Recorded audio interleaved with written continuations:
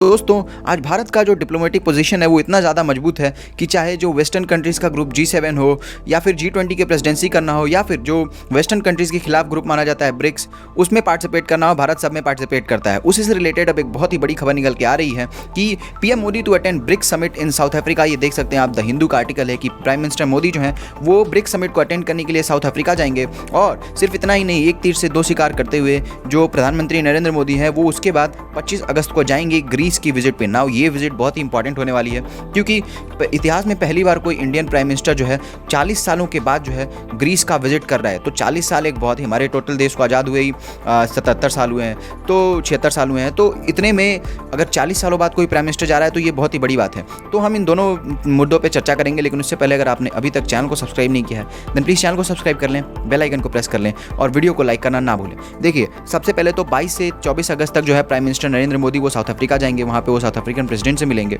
और जो ब्रिक्स की मीटिंग है वो इस बार की बहुत ही इंपॉर्टेंट होने वाली है क्योंकि बहुत सारे मुद्दों पे चर्चा होगी ब्रिक्स की मीटिंग में, लेकिन जो सबसे बड़ा मुद्दा है वो है ब्रिक्स के एक्सपेंशन के मुद्दा क्योंकि जो ब्रिक्स है उसमें बहुत सारी कंट्रीज़ और हैं जो आना चाहती हैं। आप देख सकते हैं ये आर्टिकल की 44 countries now interested in joining BRICS as multipolar world takes shape.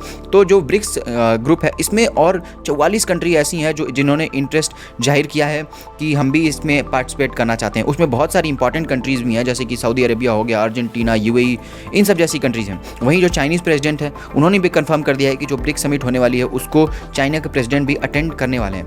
तो अब चाइनीज़ प्रेसिडेंट भी अटेंड कर रहे हैं, इंडियन प्राइम मिनिस्टर भी अटेंड कर रहे हैं, तो ये जो ब्रिक्स समिट है इसकी रेलेवेंस वैसे ही बढ़ जाती है क्योंकि कुछ दिनों पहले ये सेटबैक सुनने को मिला था कि जो रशियन प्रेसिडेंट है व्लादिमीर पुतिन वो इस समिट को अटेंड नहीं करने वाले हैं क्योंकि आपको पता ही होगा कि जो इंटरनेशनल क्रिमिनल कोर्ट है उसका अरेस्ट वारंट है व्लादिमीर पुतिन के खिलाफ और जो साउथ अफ्रीका है वो इंटरनेशनल क्रिमिनल कोर्ट का सिग्नेटरी है। तो अगर व्लादिमीर पुतिन वहाँ जाते तो साउथ अफ्रीका को मजबूरी में उनको अरेस्ट करना पड़ता और साउथ अफ्रीका की इतनी हिम्मत तो है नहीं कि वो रशियन प्रेसिडेंट को अरेस्ट कर सके। तो साउथ अफ्रीका दुविधा में था, लेकिन प्रेसिडेंट पुतिन ने खुद ही क्लियर कर दिया। बहरहाल दूसरी खबर की ओर बढ़ते हैं कि जो प्राइम मिनिस्टर नरेंद्र मोदी हैं वो ग्रीस जाएंगे और मैंने आपको पहले ही बताया कि ये जो है किसी भी इंडियन PM का ग्रीस में 40 सालों बाद पहला विजिट है। तो ये विजिट बहुत ही इंपॉर्टेंट होने वाला है क्योंकि ग्रीस जो है वो मेडिटेरेनियन सी में एक बहुत ही इंपॉर्टेंट कंट्री है।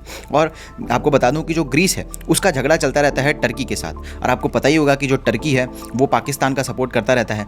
तो जो ग्रीस है वो टर्की को एक तरीके से बैलेंस करने के काम भी आ सकता है और ये बताने के काम में आ सकता है कि अगर आप पाकिस्तान को सपोर्ट करेंगे तो हम जो है ग्रीस को सपोर्ट करेंगे। जो दोस्तों जो ग्रीस है ना वो एक साइप्रस नाम की कंट्री है जो उसका सपोर्ट करता है और टर्की जो है वो साइप्रस के 2 हिस्सों का सपोर्ट करता है, मतलब कि एक पार्ट जो है वो टर्की प्रो टर्की है उसका सपोर्ट करता है। तो टर्की चाहता है कि ग्रीस जो साइप्रस है उसके 2 टुकड़े हो जाएं, लेकिन जो ग्रीस है वो चाहता है कि 2 टुकड़े ना हो, साइप्रस एक ही हो। तो इस मुद्दे पे भी जो है भारत इन दोनों का बात होगा। उसके साथ साथ जो डिफेंस है उस मामले में हम ग्रीस को कुछ ना कुछ एक्सपोर्ट कर सकते हैं। तो ग्रीस जो है वो एक इंपॉर्टेंट पार्टनर होगा टर्की को बैलेंस करने के लिए मेडिटेरेनियन में। और वैसे भी जो है इन्वेस्टमेंट, ट्रेड और टूरिज्म के हवाले से भी जो ग्रीस है वो बहुत ही एक इंपॉर्टेंट कंट्री। आपको पता होगा कि जो ग्रीक सिविलाइजेशन है वो वन ऑफ द ओल्डेस्ट थी, हालांकि अब तो वो सारी सिविलाइजेशन खत्म हो चुकी है, लेकिन जो ग्रीस है वो एक बहुत ही इंपॉर्टेंट कंट्रीज़ में से एक है। और टर्की को चेक एंड बैलेंस रखने के लिए जो ग्रीस से हमारा रिलेशन है ये काफ़ी ज़्यादा इंपॉर्टेंट रहने वाला है। नाउ देखते हैं कि क्या क्या डेवलपमेंट होती हैं, कौन कौन से मेमोरेंडम ऑफ अंडरस्टैंडिंग साइन होती है। नाउ आपका क्या कहना है इस बारे में कमेंट करके बताइएगा। हमारे चैनल को सब्सक्राइब करना मत भूलिएगा। मिलते हैं हम आपसे अगली वीडियो में, तब तक के लिए जय हिंद, जय भारत।